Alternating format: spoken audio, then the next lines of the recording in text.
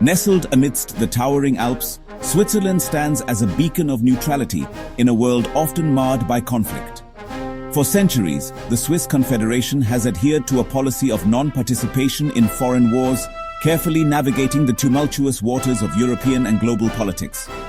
This steadfast commitment to neutrality is not simply a passive stance, but rather an active, complex, and at times controversial approach to international relations.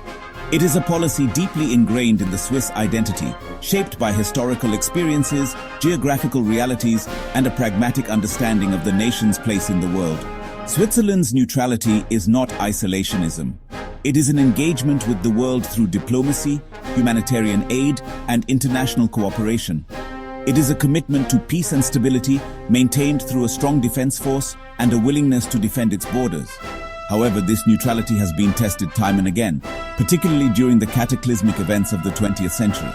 The World Wars and the subsequent Cold War presented Switzerland with unprecedented challenges, forcing the nation to walk a tightrope between upholding its neutrality and grappling with the moral dilemmas posed by global conflicts. The roots of Swiss neutrality can be traced back to the aftermath of the 30 Years' War, a devastating conflict that ravaged Europe in the 17th century. In 1648, the Treaty of Westphalia recognized Switzerland's independence from the Holy Roman Empire, laying the groundwork for its future neutrality. The treaty acknowledged Switzerland's unique position as a buffer state, strategically situated amidst powerful neighbors. This recognition, coupled with the country's mountainous terrain, which made invasion difficult and costly, fostered a sense of self-reliance and a need for self-preservation through non-alignment. The Congress of Vienna in 1815 further solidified Switzerland's neutrality, formally recognizing it as a principle of European order. The Congress, convened after the Napoleonic Wars, sought to establish a lasting peace by restoring the balance of power and guaranteeing the neutrality of certain states, including Switzerland. This international recognition provided a legal and diplomatic framework for Swiss neutrality, transforming it from a pragmatic policy into a cornerstone of European diplomacy. Switzerland's neutrality was seen as essential for regional stability, ensuring that no single power could dominate the strategically important Alpine passes. In the decades leading up to World War I, Switzerland undertook significant efforts to codify and strengthen its neutrality. The Hague Conventions of 1907, a series of international treaties aimed at regulating warfare, played a crucial role in this process. These conventions outlined the rights and duties of neutral states, providing a legal framework for Switzerland's position in the event of war. Switzerland's neutrality was no longer merely a matter of historical precedent or political expediency. It was now firmly enshrined in international law. Alongside these legal measures, Switzerland actively cultivated a diplomatic approach that emphasized mediation and humanitarianism. The establishment of the International Committee of the Red Cross in Geneva in 1863 exemplified this commitment. Founded by Swiss humanitarian Henry Dunant, the ICRC quickly gained international recognition for its impartial relief work during wartime, embodying Switzerland's role as a neutral intermediary and protector of humanitarian principles. This reputation for neutrality and humanitarianism enhanced Switzerland's standing in the international community, reinforcing its image as a peace-loving nation committed to upholding international law.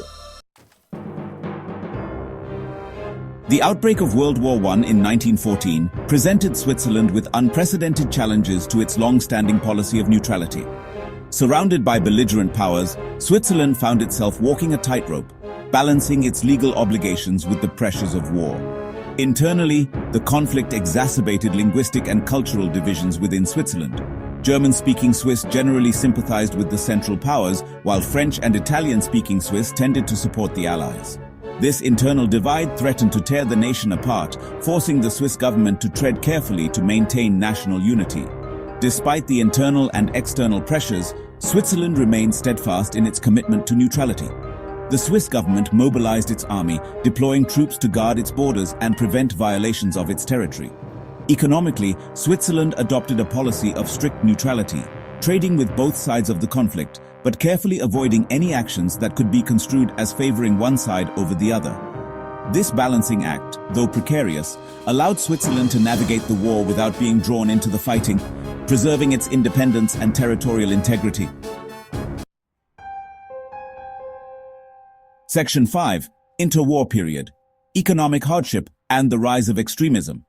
The interwar period proved to be a time of significant economic and political turmoil for Switzerland, testing the resilience of its neutral stance. The Treaty of Versailles, which formally ended World War I, had severe economic consequences for Europe, including neutral Switzerland. International trade, crucial for the Swiss economy, plummeted, leading to widespread unemployment and social unrest. The Great Depression further exacerbated these problems, creating fertile ground for extremist ideologies. The rise of fascism and communism in neighboring countries presented a direct challenge to Swiss democracy and neutrality. The Nazi regime in Germany in particular posed a significant threat, advocating for the annexation of German-speaking regions of Switzerland. Faced with these external pressures and internal divisions, Switzerland reinforced its military preparedness, strengthening its defenses and adopting a more assertive stance in its foreign policy. The Swiss government also took steps to counter extremist ideologies within its borders, banning political parties deemed a threat to national security and promoting civic education to strengthen democratic values. Section 6. World War II, the National Redoubt and Controversial Dealings. The outbreak of World War II in 1939 once again placed Switzerland in a precarious position. Surrounded by Axis powers, Switzerland faced intense pressure to abandon its neutrality and join the conflict. The Swiss government, determined to preserve the country's independence, responded by implementing a strategy known as the National Redoubt. This strategy involved fortifying the Swiss Alps, creating a natural fortress that would be extremely difficult to invade. The Swiss army, composed largely of citizen soldiers, was mobilized and deployed to defend the country's borders. While Switzerland successfully maintained its territorial integrity throughout the war, its neutrality was not without controversy. The Swiss government engaged in economic dealings with Nazi Germany, accepting gold and other assets looted from occupied countries. These transactions, though motivated by a desire to secure essential supplies and maintain Swiss economic stability, drew criticism from the Allies, who accused Switzerland of profiting from the war. Switzerland also faced criticism for its restrictive refugee policy, which limited the number of Jewish refugees allowed to enter the country. Section 7. Post-war period and the Cold War scrutiny, diplomacy, and humanitarian efforts. In the aftermath of World War II, Switzerland faced scrutiny for its dealings with Nazi Germany. The 1946 Washington Agreement addressed looted assets, with Switzerland returning some gold received from Germany. This helped restore Switzerland's reputation and maintain its neutrality during the Cold War. Switzerland's neutrality and humanitarianism made it a key player in international diplomacy and negotiations. Section 8. Switzerland in the 21st century. Evolving neutrality in a globalized world. The end of the Cold War ushered in a new era of globalization, characterized by increased interconnectedness and the rise of new global challenges. In this evolving international landscape, Switzerland's neutrality has continued to adapt, finding new expressions in the realms of diplomacy, humanitarianism, and international cooperation. Switzerland has remained committed to its core principles of non-participation in military alliances and the peaceful resolution of disputes. However, it has also become more active in promoting human rights, sustainable development, and global governance. Switzerland's hosting of the World Economic Forum in Davos is a testament to its evolving role in global affairs. The WEF brings together leaders from business, government, and civil society to address pressing global issues, showcasing Switzerland's commitment to fostering dialogue and cooperation on a global scale. Switzerland's neutrality in this context is not a barrier to engagement, but rather a platform for promoting peace, progress, and shared prosperity in an increasingly interconnected world. Section 9. Conclusion. Lessons from Swiss neutrality. A delicate balancing act. Switzerland's enduring neutrality stands as a testament to the power of diplomacy, national unity, and navigating a world defined by conflict. Its journey through the tumultuous 20th century offers valuable lessons. Neutrality requires vigilance, strategic diplomacy, and defending one's values. As the world faces new challenges, Switzerland's neutrality evolves. Its experience reminds us that dialogue and cooperation are essential. Switzerland's neutrality stands as a beacon of hope,